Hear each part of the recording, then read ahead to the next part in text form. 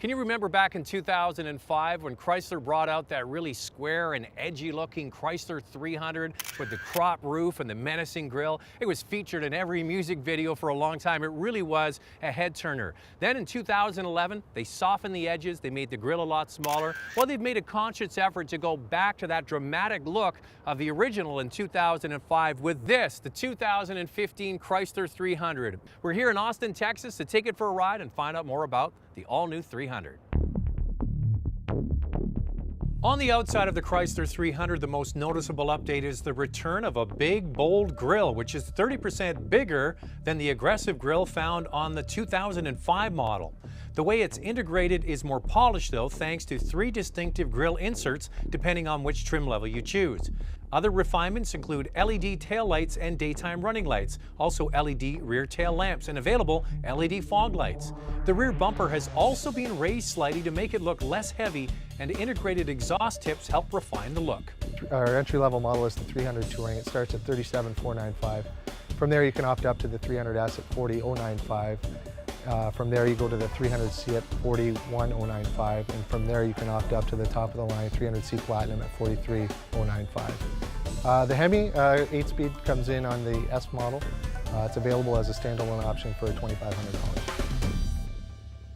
Now, the changes that have taken place with other Chrysler products you're seeing in this 300, and they really center around the entertainment system and also the screen behind the steering wheel, and it's all controlled by the new steering wheel. You see it's got new switchgear here. It controls the Uconnect screen. The nice thing in the 300, they've upgraded standard on all models is the 8.4-inch Uconnect screen. This is an award-winning infotainment system that is very easy to use, and I've used it so many times now, I've just really become second nature. Now, also included as standard equipment is a 7-inch TFT screen behind the steering wheel, and as I mentioned, all controlled by the steering wheel. You'll notice the rotary dial for the transmission. That's standard on all models as well. Very different interior looks and themes depending on which model you choose, from the Touring all the way up to the Platinum, from kind of sporty in this one to opulent on the top trim levels. So this Chrysler 300 has the same engines as last time, 3.6-liter Pentastar V6, but that comes in 2 different power levels. The base is 292 horsepower. If you get the S model, it goes up to 300 horsepower.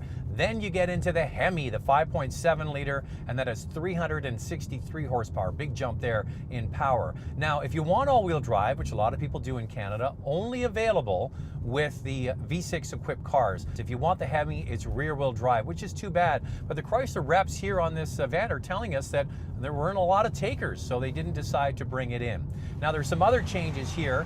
The V8 equipped Hemi cars now get the same 8-speed automatic that was available in the V6 before, so that's a good thing. It improves fuel economy and makes the car more drivable. Now, making the car more drivable are also some sport settings here. There's a button on the dash, or you can use the shifter in the center and put it into sport. In addition, you can go into the center screen here in the instrument cluster and make the steering as light or as firm as you like, and it does it automatically on the highway. It makes the steering feel quite a bit firmer.